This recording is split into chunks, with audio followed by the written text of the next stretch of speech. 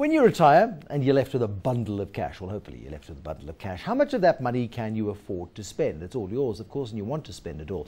But financial planners call it a drawdown. Consider the implications of drawing down on your savings to a point where they no longer provide you with any income. The thought of that will make you sick to your stomach. Jan Karel Botha, financial planner at Ultima Financial Planners, and Jonathan Brummer, who's a financial planning coaching consultant at Access. Jonathan Brummer has achieved something never before achieved on this program. He's got a longer title than Jan Karel Botha. Jan Karel, give me an idea on this one, because when we retire, we're going to have an amount of money, a fixed amount of money or fixed number of assets that we can convert to cash, but we're going to have a pot of available wealth that we can draw upon. What is the big problem? Well, the very first problem is the mortality tables. So people run to the mortality tables at, let's say, the age of 60, and they see that the average is they're going to live to 83, a male, and a female maybe to 85.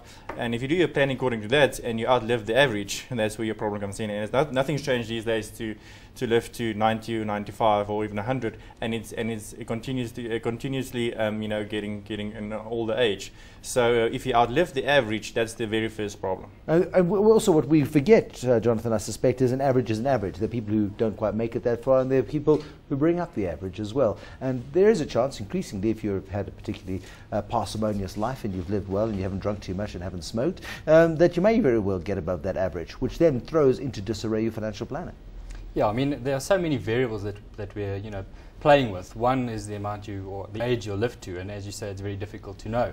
And the other is that you're invested in volatile instruments. So whatever, if you're invested in a diversified basket, with different asset classes, those are all still volatile. So knowing how much to draw becomes even more important because of this added, unknown that you're throwing into the mix. But Jan Karel, aren't you meant to be able to tell people how much they should be drawing down? Isn't that part of what you're supposed to do?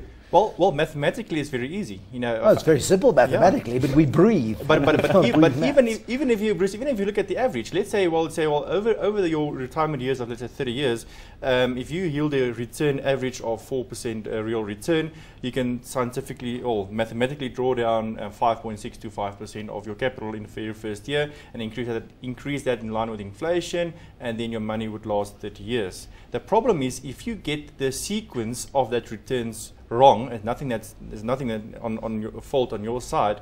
I mean, if you live in days like we're living now, having 5 or 6 negative returns out of the first 10 years of your retirement, if you get that sort of negative sequence in the first 10 years and only have the good returns in the last 10 years of retirement, there would be no money left in the last 10 years of retirement to make up that return. And that's the point, isn't it? Because if you draw down, let's say 5.6%, you're actually taking that money. So if you draw down in a negative year, you're actually capping in your loss. So that's the problem in drawing down. Leading up to retirement, no problem in any sequence. But having a negative sequence in retirement years, that's where the problem comes in. Okay, Jonathan, so how do you solve that problem? Fix it. Yeah, well, I wish it was that easy, but I think the one thing that investors have in their control is that amount that they can draw down. So they don't have any control of what stock returns are, any other asset class returns are. They have control over how much they can draw. And by varying that amount, you impact how likely it is that your money will last until a certain age, so over a specific period. Simple relationship, the higher the amount I draw, the shorter that's probably going to last, or the higher the probability that it could run out. But it reminds me of the joke of the guy who turns 60 and goes to the doctor for a checkup, and the doctor says, you've got to give up your girlfriends, you've got to give up smoking, you've got to give up drinking. He says, doctor, will it make me live to be 100? He says, no, but it'll feel like it. And the trouble is that if you are being very, very limited on what you're drawing down, then you're stopping living. In a way, I mean, you've been saving all your life for this thing called retirement, which should be comfortable and relaxed and charming and full of golf games bringing down your handicap.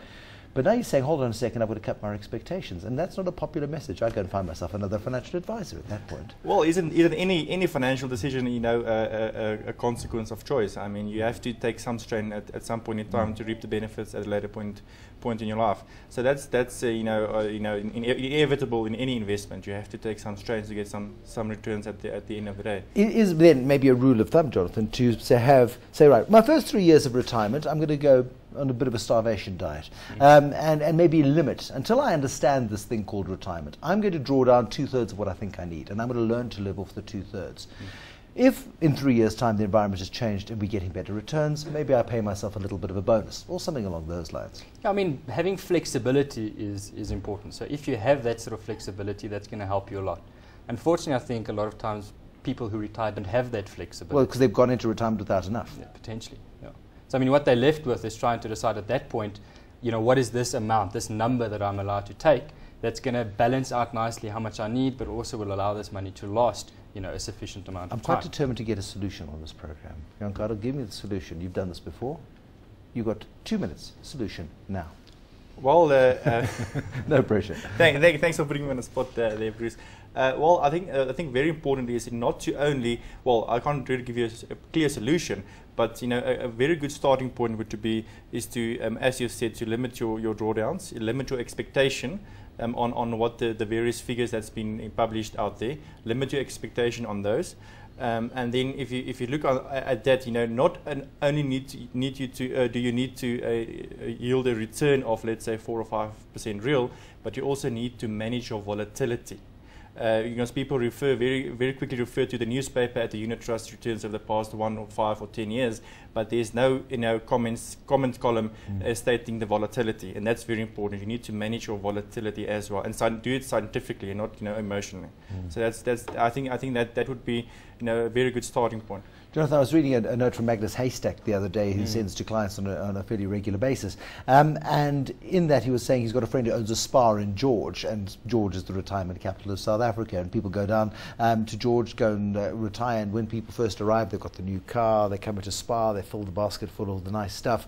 And the spa managers watch these people over 10 years. In 10 years' time, they're driving a rusty car into the parking lot, they're getting a basket, and they're not buying the Fairview cheese anymore. If they're still buying cheese, and it comes from a sort of a mass-produced dairy, or maybe it's on the special. Yes. People's money runs out, and that's the reality. Yeah, and I mean, to manage that, it's very hard to pin down a number, but we can get to a ballpark. And if I were to say, from the research that I've read and I've done myself, for a retiree who's retiring and wants this money to last 30 years and they want to have a good chance, and I'm talking like a 90% chance that money's going to last, they need to keep that drawdown at under 3.5% of the initial capital, and they can increase that with inflation. But if you've got 10 million rand saved, and that's a lot of money, that's a lot. Yeah. You're limiting me to 350,000 rand a year. That's right. Yeah. You're mean. What will you give me, Jan Carel? This is an auction. Well, I'll give you 750, Bruce. You're in. But that's the reality. Is you need a hell of a lot of capital upon which to retire, and then be very conservative with it. Yeah. Grim. It's horrible. I don't like what they tell me. They're not coming back. Jan Carel Botha, financial planner at Ultima Financial Planners, and Jonathan Brummer, financial planning coaching consultant at Access. It's a tough call, but absolutely sane and sober advice as well. Besides which, if you draw down too much, there isn't anything to leave to your kids. We know how important that is. Good night from the Summit Investor. Thanks for watching. Bye-bye.